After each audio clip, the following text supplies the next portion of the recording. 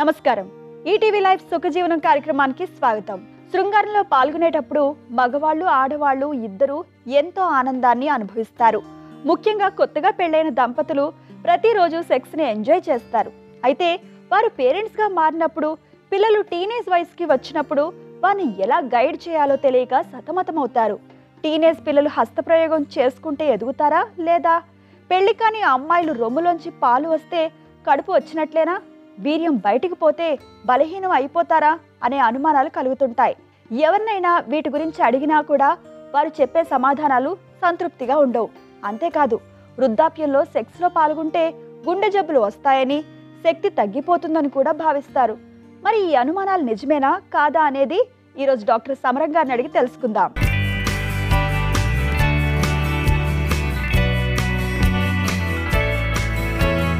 Doctor గారు, భోజనం చేయగానే రతిలో పాల్గొంటే అజీర్ణ సమస్యలు వస్తాయా? ఏం రావండి. అజీర్ణ బాధలకేను సెక్స్కి సంబంధం ఉందండి? సంబంధం లేదు. భోజనం చేయగానే సెక్స్లో పాల్గొనాలంటే కొద్ది భుక్తాయాసం ఉంటుంది, కొద్ది కడుపు బరువుగా అనుకోండి ఉంటే అనీజినెస్. భోజనం చేయగానే కడుపు నిండుగా ఉంటుంది, బరువుగా ఉంటుంది. బరువుగా ఉంటే సెక్స్ పాల్గొనలేకపోతారు. అంతేగాని అజీర్ణ బాధలు మాత్రం రావు. అజీర్ణ బాధలు ఎందుకు వస్తాయి? మనకి డైజెస్టివ్ ఎంజైమ్స్ సరిగా లేకపోతే అజీర్ణ బాధలు వస్తాయి. ఎంజైమ్స్కి సెక్స్ సంబంధం ఉంది? ఏం సంబంధం లేదు. ఎంజైమ్స్ అనేది మనం మామూలుగా మన ఇంట్రెస్ట్ స్టమక్ అని కానివ్వండి, లేకపోతే జీర్ణాశయాలు తెక్కని గ్రంథులు కానివ్వండి, జీర్ణ గ్రంథులు అవన్నీ మామూలుగా ఉంటాయి. సో అన్నం తినగానే సెక్స్లో పాల్గొంటే అవన్నీ పనిచేయకుండా పోతాయి, లేకుంటే పనిచేయకుండా పోవు, మామూలుగానే పనిచేస్తాయి. అంటే అజీర్ణ బాధలు రావు. భోజనం చేయగానే సెక్స్లో పాల్గొంటే అజీర్ణ బాధలు రావు. ఓపుకుంటే కోరుకుంటే మామూలుగా సెక్స్లో పాల్గొనవచ్చు, ఏమీ అవ్వదు. డాక్టర్ గారు, వృద్ధాప్యంలో సెక్స్లో పాల్గొంటే గుండెపోటు వస్తుందంటారా? కాదండి. వృద్ధాప్యంలో గుండెపోటు ఎందుకు వస్తుంది? ఓపుకుంటే శుభ్రం పాల్గొవచ్చు. గుండెపోటు రావాలంటే రక్తనాళాల్లో రక్త ప్రసరణ అవరోధం ఉంటుంది. రక్తనాళాలు సన్నబడతాయి. ఎవరు సన్నబడతాయి? షుగర్ ఉన్న వాళ్ళకి రక్తనాళాలు సన్నబడతాయి, వ్యాకోచించడం కనుక తగ్గిపోతుంది. అంటే సెక్స్లో పాల్గొన్నప్పుడు అవి తగినంత వ్యాకోచించక, తగిన రక్త ప్రసరణ లేక దానివల్ల హార్ట్ అటాక్ అవ్వడం అవకాశం ఉంది. అలాగే కర్నరీ ఆర్టీరియల్ థ్రోంబోసిస్ అంటాం. రక్తనాళాల రక్తం గడ్డ కట్టి ఆ గడ్డ అడ్డుగా ఏర్పడబట్టి రాదు. అలాగే ఎంబలిజం, ఏదైనా వెళ్ళిపోయి రక్తం గడ్డ కట్టి అరక రావాలి. అంతేగాని వృద్ధాప్యంలో సెక్స్లో పాల్గొనడం వల్ల మాత్రం కరెక్ట్ కాదు. వృద్ధాప్యంలో హార్ట్ అటాక్ రావడం చాలా కామన్. ఎందుకంటే ఆ టైంకి వచ్చేటికల్లా షుగర్ ఉంటుంది, బీపీ ఉంటుంది, ఎథెరోస్క్లెరోటిక్ కండిషన్ ఉంటుంది, కొలెస్ట్రాల్ కండిషన్ ఎక్కువ ఉంటుంది. ఇవన్నీ ఉండేటికల్లా హార్ట్ అటాక్స్ వస్తుంటాయి. అంతేగా సెక్స్ వల్ల కాదు. వృద్ధాప్యంలో సెక్స్లో పాల్గొంటే హార్ట్ అటాక్ వస్తుంది అంటే వాళ్ళు హార్ట్ అటాక్ వచ్చే వాళ్ళకి సెక్స్లో పాల్గొనకపోయినా వస్తుంది. అది మనం గుర్తించాలి. షుగర్ ఉండి, బీపీ ఉండి, కొలెస్ట్రాల్ ఉండి, ఎథెరోస్క్లెరోటిక్ కండిషన్ ఉండి, ఇవన్నీ ఉన్న వాళ్ళకి సెక్స్లో పాల్గొనకపోయినా వస్తుందన్నమాట. అంచేత ఆ ఆలోచన లేదు. సెక్స్లో పాల్గొని ఒప్పుకుంటే చక్కగా పాల్గొనవచ్చు. అంతేగాని సెక్స్లో పాల్గొంటే హార్ట్ అటాక్ వస్తుంది కనుక సెక్స్కి దూరంగా ఉండాలని ఉండవలసిన. యాక్చువల్ చెప్పాలంటేనండి, వృద్ధాప్యం వచ్చాక సెక్స్లో పాల్గొంటుంటే, రెగ్యులర్గా సెక్స్లో పాల్గొంటుంటే, సెక్స్లో ఎంజాయ్ చేస్తుంటే హార్ట్ అటాక్ వచ్చే అవకాశం కూడా తగ్గుతుంది. అది గుర్తించాలి. ఎందుకంటే హార్ట్ అటాక్ రావడానికి ప్రధాన కారణం ఏంటి? ఒకటి స్ట్రెస్ వల్ల కూడా హార్ట్ అటాక్ వస్తుంటుంది. అంచేత సెక్స్లో పాల్గొంటే స్ట్రెస్కి రిలీఫ్ వస్తుంది, అంతే హార్ట్ అటాక్ వచ్చే అవకాశం దొరుకుతుంది. అలాగే ఇమ్యూనిటీ పెరుగుతుంది. అంచేత వృద్ధాప్యంలో రెగ్యులర్గా సెక్స్లో పాల్గొనే వాళ్ళకి హార్ట్ అటాక్ వచ్చే అవకాశం చాలా తగ్గిపోతుంది. అంతేగాని హార్ట్ అటాక్ వచ్చే అవకాశం పెరుగుతుంది కాదు, తగ్గిపోతుంది.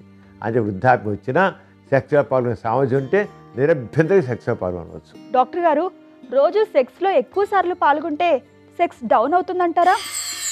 అవ్వదు, ఎట్టి పరిస్థితులు అవ్వదు. సెక్స్ డౌన్ అవ్వడానికి కారణం ఏమాత్రం కానే కాదు. ఒప్పుకుంటే ఎన్నిసార్లు పాల్గొవచ్చు. జనరల్గా ఏంటంటే రిఫ్రాక్టరీ పీరియడ్ అంటాం. ఒకసారి సెక్స్లో పాల్గొన్న తర్వాత మళ్ళీ సెక్స్లో పాల్గొనాలంటే కొద్ది టైం తీసుకుంటుంది. దట్గా రిఫ్రాక్టరీ పీరియడ్ అంటాం. అంటే మళ్ళీ రీఛార్జ్, నర్వ్స్ అన్నీ కూడా రీఛార్జ్ అవ్వాలి. ఆ రీఛార్జ్ అవ్వడానికి టైం తీసుకుంటుంది.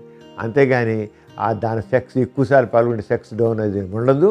అదే కాదు. ఆ రీఛార్జ్ అనేది వయసు వస్తున్న పెరుగుతున్న కొద్దీ తగ్గుతుంది, త్వరగా టైం ఫ్యాక్టర్ ఎక్కువ అవుతుంది. అంతకని లేదు. కానీ అంతేగాని ఎక్కువసార్లు సెక్స్లో పాల్గొంటే సెక్స్ డౌన్ అనేది మాత్రం కరెక్ట్ కాదు. ఓపుకుంటే, మనసు పడితే, మనసు ఉల్లాసపరిచే మనుషులు ఉంటే ఎన్నిసార్లు అనిపోదు. మనసులో ఆ రొమాంటిక్ ఫీలింగ్స్ ఉన్నట్లయితే, శృంగార భావాలు ఎక్కువ ఉన్నట్లయితే దాంతో సెక్స్ ఎక్కువసార్లు కూడా పాల్గొనడం ఉంటుంది. అంతేగాని సెక్స్ డౌన్ అవ్వడం జరగదు. డాక్టర్ గారు, వీర్యం పోతే బలం పోతుందా? అసలు వీర్యం బలమైందైతే కదా. వీర్యం ఏమాత్రం బలవంతమైంది కాదు. ఎంత వీర్యం పోయినా సరే, గంగాళాల కొద్ది వీర్యం పోయినప్పుడు కూడా మనిషి బలహీనం అవ్వడు. అది గుర్తించాలి. వీర్యం ఏమాత్రం బలవర్ధకమైన పదార్థం కాదు. చాలామంది ఏమంటారంటే మన శరీరం మనం తీసుకున్న ఆహారం అతి సారవంత పదార్థం వీర్యంగా మారుతుంది అనుకుంటారు. ఎంతో బలవర్ధకమైన పదార్థం వీర్యంగా మారుతుంటారు. పుట్టింది వీర్యం ఏమాత్రం బలవర్ధక పదార్థం నుంచి తయారవదు. ఎట్టి పరిస్థితుల్లో తయారవదు. వీర్యంలో కేవలం వీర్యకణాలు ఉంటాయి. ఆ వీర్యకణాలకు సర్వే అవ్వడం ఫ్రక్టోజు, జింకు ఇలాంటివన్నీ ఆ కొద్దిపాటి కెమికల్స్ ఉంటాయి. తర్వాత దాన్ని బయట నెట్టడానికి ప్రోస్టేట్ నుంచి పాలవని పలచని పదార్థం ఉంటుంది, లిక్విడ్ బయట నెట్టడానికి. అంతేగాని వీర్యం మాత్రం కూడా బలవర్ధక పదార్థం కాదు. ఎంత వీర్యం పోయినా ఎన్నిసార్లు పోయినా ఏమీ అవ్వదు. ఏమాత్రం సెక్స్ ఎడ్యుకేషన్ లేకపోవడం వల్ల, సెక్స్ విజ్ఞానం లేకపోవడం వల్ల వాళ్ళు అలా అనుకుంటారు. ఎంత వీర్యం పోయినా సరే, నిద్రపోనండి, అస్థిపోయినండి, స్త్రీ తగలపోనండి, పాస్పోసం పోనండి, ఎలా పోయినా సరే ఏమీ అవ్వదు. అసలు వీర్యం పోవడం గురించి పట్టించుకోవద్దు. అది ఏమాత్రం విలువైంది కాదు. నోట్లో ఉమ్ముకైనా విలువైందో కానీ వీర్యానికి విలువ లేదు. పిల్లలు పుట్టడానికి వీర్య కణాలు దాంట్లో ఉంటాయి కనుక అంత తప్ప ఇంకేమీ లేవు. మన శరీరంలో ఎన్నో గ్లాండ్స్ ఉంటాయి, నిరంతరం పనిచేస్తుంటాయి. థైరాయిడ్ గ్రంథి చేస్తుంటుంది, ప్యాన్క్రియాస్ ఇన్సులిన్ ప్రొడ్యూస్ అవుతుంది. అలాగే ఇది కూడా గ్లాండే. వీర్య కణాలు ఉత్పత్తి చేయగల టెస్టికల్స్ కూడా గ్లాండ్సే.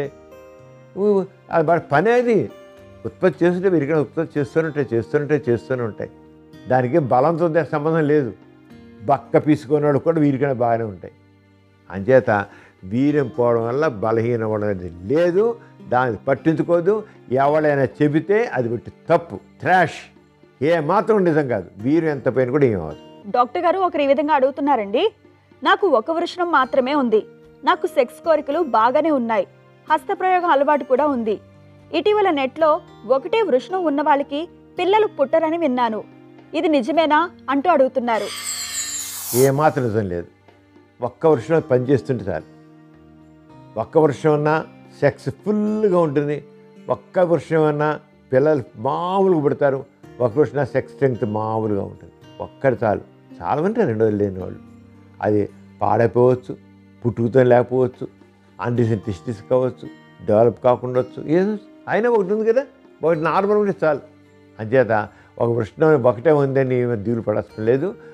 ఒక వృషణం అంటే ఏదో అయిపోతుంది విట్టిది అదే కాదు. ఒక్క వృషణం ఉంటేనే చాలు, రెండోది ఉండాల్సిన అవసరం లేదు. అది లేకపోతే అది ఇబ్బంది అనేది కరెక్ట్ కాదు.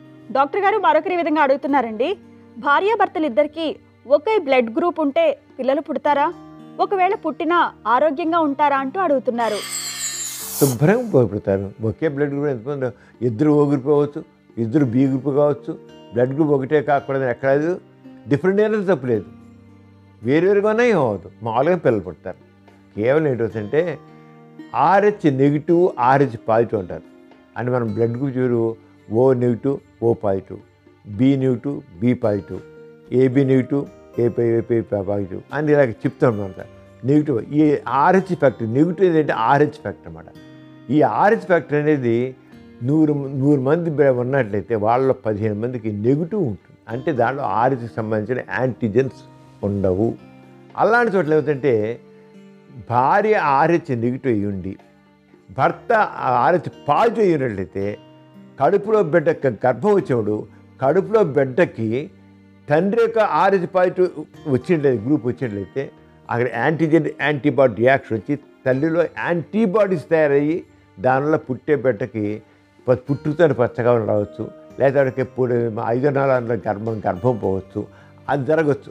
తండ్రి RH నెగిటివ్ కాదు, తల్లి RH నెగిటివ్ అయితే తండ్రి ఏమో పాజిటివ్ అయితే పుట్టే బిడ్డకి తండ్రి గ్రూప్ వస్తే అప్పుడు అబార్షన్స్ అయిపోవడానికి పుట్టే బిడ్డ కామెలు రావడానికి అవకాశం ఉంది. అంతేగాని బ్లడ్ గ్రూపులు ఏదైనా సరే O group, B group, AB group ఎన్ని సరే ఆర్డర్ లేదు. ఎక్కడ ఏబిఓ ఇంకంపాటిబిలిటీ అని ఉంది, ఏబిఓ అని ఒకటి ఉంది. ఏ గ్రూపు, బి గ్రూపు లేదు వాళ్ళ ఊరిన చోట కొంతమందికి అక్కడ పిల్లలు అబార్షన్ అయిపోవడానికి అవకాశం ఉంది. పిల్లలకు అంతేగాని పిల్లలు మామూలుగా పుడతారు. బ్లడ్ గ్రూపులతో పెద్ద ఒక్క ఆర్చ్ ఫ్యాక్టర్ గురించే నిలబడడం గురించి, కడుపు నిలబడడం గురించి మేము చూస్తాం. అంతకి ఇంకేం కాదు. డాక్టర్ గారు మరొకరి విధంగా అడుగుతున్నారండి. నాకు పెళ్ళై 3 నెలలైంది. రోజు సెక్స్లో 2 సార్లు పాల్గొంటాము. నేను బాగానే ఎంజాయ్ చేస్తున్నాను, కానీ తనలో ఎటువంటి ఫీలింగ్స్ నాకు కనబడవు. తను సెక్స్లో తృప్తి చెందుతున్నది లేనిది తెలుసుకోవడం ఎలా అంటూ అడుగుతున్నారు. కొంతమంది లేడీస్కి అసలు ఫ్రిజిడిటీ ఉంటుందండి. ఫ్రిజిడిటీ ఫెస్ట్ని ఎంజాయ్ చేయరు. అది వాళ్ళ మనస్తత్వం చాలా వరకు బ్రాటప్ అంటాడు. సెక్స్ గురించి ఆడది ఆలోచించకూడదు, సెక్స్ గురించి ఆసక్తి చూపకూడదు. చిన్నప్పటి నుంచి వాళ్ళ మైండ్ సెట్ ఎలా పెంచుకెళ్తారు. దాంతో ఏంటి వాళ్ళ సెక్స్లో ఏం ఆసక్తి చూపించరు. భర్తకు సహకరిస్తారు, ఫుల్గా సహకరిస్తారు, కానీ ఎంజాయ్ చేయరు. అది వాళ్ళ మైండ్ సెట్. అలా కాకుండా కొంతమందికి లేడీస్కి కొద్దిగా ఎంజైమ్స్ లోపం ఉండొచ్చు, హార్మోన్స్ లోపం ఉండొచ్చు. హార్మోన్స్ లోపం ఉన్నప్పుడు కూడా వాళ్ళంతా ఇదే ఎంజాయ్ చేయరు. అంచేత ఏమిటి అని ఒకసారి పరిశీలిసి అవసరంటే హార్మోన్ టెస్ట్ చేయాలి, లేదా సైకలాజీ కౌన్సిలింగ్ చేయాలి. ఇలాంటి వాళ్ళకు కూడా మనం సెక్స్ థెరపీ చేస్తే, సెక్స్ కౌన్సిలింగ్ చేస్తే వాళ్ళు చాలా వరకు నార్మల్ అవుతారు. ఆవిడ ఇంట్రెస్ట్ చూపిస్తుందా లేదా, అసలు ఎంజాయ్ చేస్తుందా లేదా అనేది మాత్రం అంటే ఒకసారి డాక్టర్కి తీసుకెళ్ళి ఇద్దరూ కలిసి కౌన్సిలింగ్ పొందాలి. ఆ కౌన్సిలింగ్లో ఆవిడ మైండ్ సెట్ ఏంటో స్పష్టంగా బయటపడుతుంది. అదేమైనా హార్మోన్ డిఫెక్ట్ ఉందా, సైకలాజీ ఫ్యాక్టరా, సైకలాజీ కౌన్సిలింగ్ ద్వారా నార్మల్ అయిపోతుంది.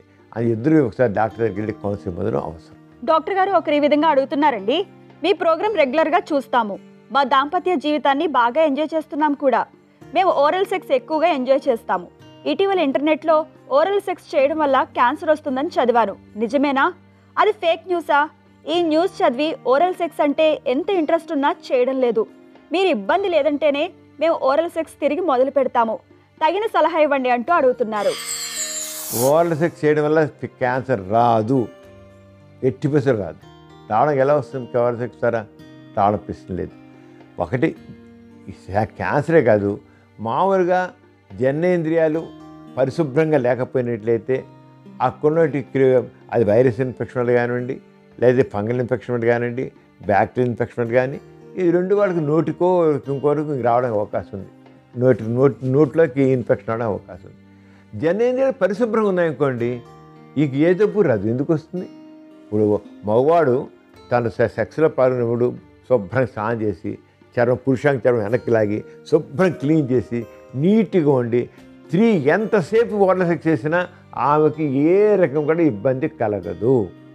ఆరగానే భార్య తన జనేంద్రియ దగ్గర వెంట్రుకని రోమాలను లేకుండా చేసి శుభ్రంగా ఉంచుకుని అక్కడ తామర లాంటివి ఏమి లేకుండా ఉండి, ఇన్ఫెక్షన్ లేకుండా ఉండి, వాడు భర్త తన నాలుకతో ఆమె జనేంద్రియ దగ్గర టచ్ చేసి ఆవిడకి కావాల్సిన థ్రిల్ కలిగిస్తే అతనికి ఏమి రాదు. ఎందుకు వస్తుంది? రాదు. క్యాన్సరే రాదండి. అది ఫేక్ న్యూసే. అది ఫేక్ న్యూసే కాదండి, ఫేక్ న్యూసే. క్యాన్సర్ రాదు. అది భయం అవసరం లేదు. సెక్స్ ఎంజాయ్మెంట్లో ఈ జనేంద్రియాల చూషణ అంటే అంగచూషణ అనేది ప్లేస్ వెరీ ఇంపార్టెంట్ రోల్. అంచేత దాన్ని ఇద్దరు ఎంజాయ్ చేయొచ్చు, దాన్ని వదిలిపెట్టుకొస్తున్న అవసరం లేదు. డాక్టర్ గారు మరొకరి విధంగా అడుగుతున్నారండి. నాకు మీరే దిక్కు. ఈ సమస్య ఎవరికి చెప్పుకోవాలో తెలియక మానసికంగా కృంగిపోతున్నాను. ఇప్పుడు నా వయసు 23 సంవత్సరాలు. 5 సంవత్సరాల క్రితం నా అంగం దగ్గర దెబ్బ తగిలింది. 2-3 రోజులు ఆ నొప్పి ఉంది. అప్పుడు నా అంగం కూడా స్తంభించలేదు. ఆ తర్వాత అంగం చిన్నదైపోయింది. హస్తప్రయోగం ఎంత చేసినా అంగం గట్టిపడడం లేదు. ఒకవేళ గట్టిపడినా వెంటనే వీర్యం పడిపోతుంది. నేను శృంగారానికి పనికి రాకుండా పోయానా? నా భార్యను సుఖపెట్టలేనప్పుడు ఇక నేను పెళ్లి చేసుకోవడం ఎందుకని? మీరు ఏమైనా పరిష్కారం చెబితే నాకు జీవితం ప్రసాదించిన వారు అవుతారు. మీరే పరిష్కారం చెప్పండి అంటూ అడుగుతున్నారు.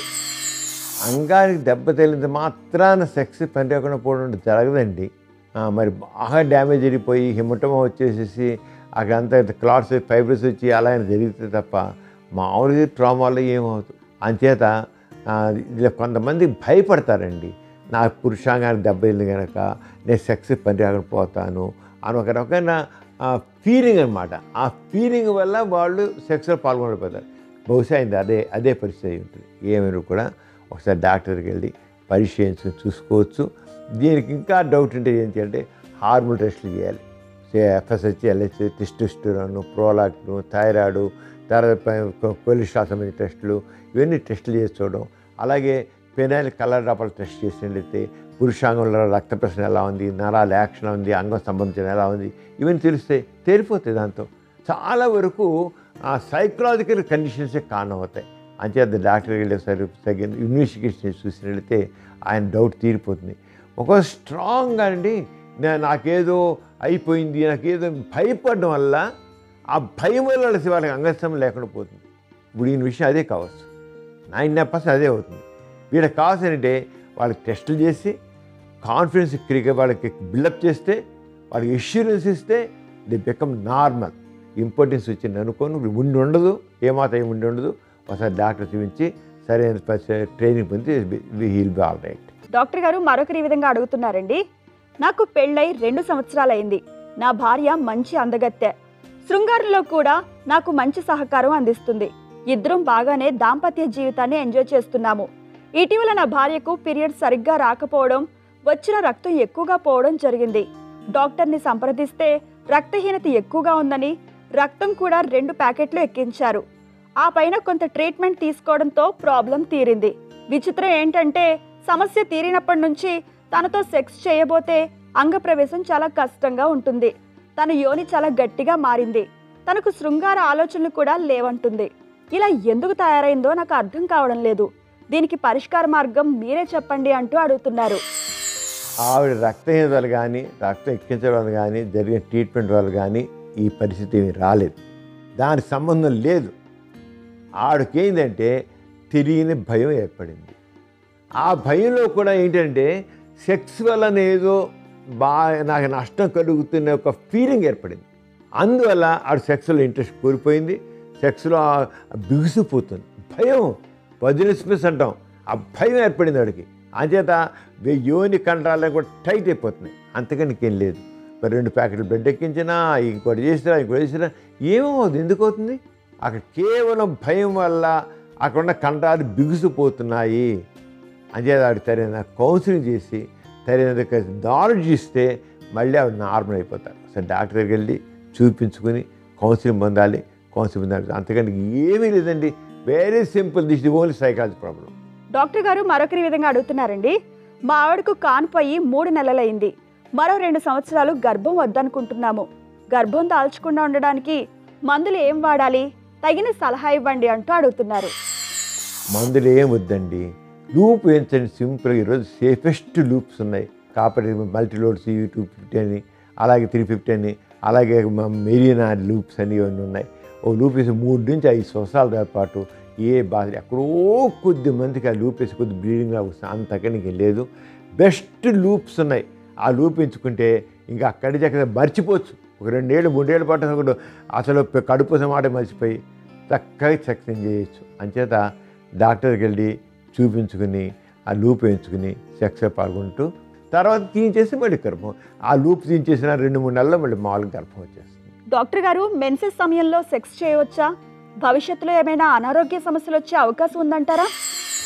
ఏమీ అనారోగ్యం కలగదు. మెన్సెస్ సమయంలో నిరభ్యంతరంగా సెక్స్లో పాల్గొవచ్చు. మెన్సెస్ బ్లడ్ నార్మల్ బ్లడ్డే. దానివల్ల ఆమెకు కానీ అతనికి కానీ ఏమైనా నష్టం కలగదు. మెన్సెస్ సమయంలో సెక్స్లో పాల్గొనడం వల్ల ఆరోగ్యం దెబ్బతిన ప్రసక్తే లేదు. మనకి లేనిపోయిన అర్థం లేని చాలా నిషిద్ధాల్లో మెన్సెస్ సమయంలో ఆడదాంతో సెక్స్లో పాల్గొనకూడదు ఒక నిషిద్ధాలు. మన పనికి అర్థం లేని అన్సైంటిఫిక్ నేను అక్కడ వైఫ్కి హస్బెండ్కి ఇద్దరికి ఇంట్రెస్ట్ ఉంటే మెన్సెస్ సమయంలో నిరభ్యంతరంగా శృంగారంలో పాల్గొనవచ్చు, సెక్స్ చేయవచ్చు, ఏమీ అవ్వదు. కొందరికి కడుపు నొప్పి ఉంటుంది, వాళ్ళకి ఇంట్రెస్ట్ ఉంటుంది, వాళ్ళతో వద్దు. నొప్పిన వాళ్ళు అయితే వద్దు, నొప్పి లేకుండా కావాలంటే పాల్గొనడం, అది ఎవరి ఇష్టం వాళ్ళదే. అంతేగాని మెన్సెస్లో ఉన్నారు కనుక సెక్స్లో పాల్గొంటే ఏదో అనర్థం కలిగిపోతుంది, ఆడవాళ్ళకి ఆరోగ్యం చెబుతుంది, మగవాడికి ఇంకేదో పురుషాంగం క్షీణించిపోతుంది, కుష్టి వ్యాధి వస్తుంది, అది వస్తుంది అని చెప్పేంటే విత్ ట్రాష్. అట్లా ఇటువంటి నిజం లేదు. దాని గురించి పట్టించుకోసం లేదు. ఇద్దరికి ఇష్టం అయితే శుభ్రంగా సెక్స్లో పాల్గొచ్చు. డాక్టర్ గారు మరొకరి విధంగా అడుగుతున్నారండి. నాకు శీఘ్రస్ఖలనం సమస్య ఉంది. దీనివల్ల మా సంసారంలో చాలా గొడవలు వస్తున్నాయి. నా భార్య నన్ను పనికిరాని వాడిగా జమకట్టింది. నాతో కాపురం వేస్ట్ అంటోంది. శీఘ్రస్ఖలనం జరగకుండా ఆపుకోవడం నా తరం కావడం లేదు. నా భార్య అంటే నాకు చాలా ఇష్టం. కానీ ఆమె రోజు నాతో గొడవ పెట్టుకుంటుంది. నన్ను వదిలేస్తానని అంటోంది. నాతో సుఖం లేనప్పుడు జీవితాంతం పడి ఉండడం ఎందుకు అంటోంది. నాకు జీవన మరణ సమస్యగా ఉంది. మీరే నాకు బ్రతుకును కాపాడండి అంటున్నారు. శీఘ్రస్ఖలన సమస్య ఉన్నప్పుడండి స్టాప్ అండ్ స్టార్ట్ టెక్నిక్ ఒకటి ప్రాక్టీస్ చేసి మనసుని కంట్రోల్ చేసుకోవడం. ఎలా కంట్రోల్ చేసి ఎక్కువ శీఘ్రస్ఖలనానికి కారణం అంటే మనసు తెలియని కంగారు, గాబరా, ఆందోళన, యాంగ్జైటీ డిజార్డర్ అంటాం. తెలియనట్టు ఒక రకమైన ఏదో అయిపోతుంది, ఏదో ఒక కంగారు ఉంటుంది, దానివల్ల ఉంటుంది. దానికి స్టాప్ అండ్ స్టార్ట్ టెక్నిక్ చేసినా చాలా కంట్రోల్ అవుతుంది. స్క్వీజ్ టెక్నిక్ అంటాం. భార్య సహకారంతో ఆ వీర్యం పడబోతుందని ఫీలింగ్ రాగానే ఆ ఫ్రిడ్జ్లో తెచ్చి వేరు పెట్టి ఇలా నొక్కితే ఆ అంగం నిలబడుతుంది, కానీ వీర్యం పడదు. ఒక్క 2-3 సెకండ్లు నొక్కితే చాలు వీర్యం పడదు. అలా పిసాలు చేస్తుంటే నిదానంగా 10 నిమిషాలు పావు సేపు నిలబెట్టుకోవచ్చు అండి. అలా చేయొచ్చు. ఇదే కాకుండా ఇప్పుడు డాపాక్సిన్ అని ట్యాబ్లెట్స్ వచ్చాయి. అవి సెక్స్లో పాల్గొనడానికి 3 గంటల ముందు డాపాక్సిన్ 30 mg కానీ లేదా 60 mg కానీ ట్యాబ్లెట్ వేసుకుంటే, అలాగే 2-3 నెలలు వేసుకుంటే కంట్రోల్ అయిపోతుంది. ఫస్ట్ థింగ్ మనసులో ఒక రకమైన ఆందోళన, కంగారు ఇవి ఉంటే వాటి మాత్రం కంట్రోల్ చేసుకోవాలి.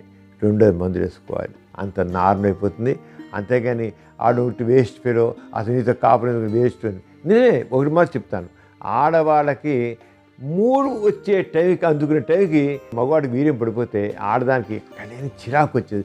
అసలు సెక్స్ వద్దు నాకు అంతే. ఇక రెస్ట్లెస్ అయిపోతుంది. అందుకని ఇంక నేను 3 ఎలివేట్ చేసుకోవడం ఎందుకు, నేను మంచి మూడ్లోకి లేక ఇలా చల్లబడిపోవడం, ఆయన చల్లబడిపోవడం, నేనేమో చచ్చిపోవడం ఎందుకు, అది సెక్సే వద్దు అని నిర్ణయానికి వస్తారు ఆడవాళ్ళందరూ. అందుచేత ఆ లేకుండా సరిగ్గా మందులు వాడుకుంటే, ఆ డాపాక్సిన్ ట్యాబ్లెట్ వేసుకున్నట్లయితే, కొద్దిగా స్క్వీజ్ టెక్నిక్ ప్రాక్టీస్ చేస్తే చాలా తగ్గ కంట్రోల్ అయిపోతుంది. ఒకసారి డాక్టర్ దగ్గరికి వెళ్ళి చూపించుకుని దానికి తగిన పరిష్కారం పొందితే దే బి ఆల్ రైట్. ఇది ఇవాల్టి సుఖజీవనం కార్యక్రమం. మరో చక్కని అంశంతో మళ్ళీ కలుసుకుందాం. అంతవరకు సెలవు. నమస్కారం.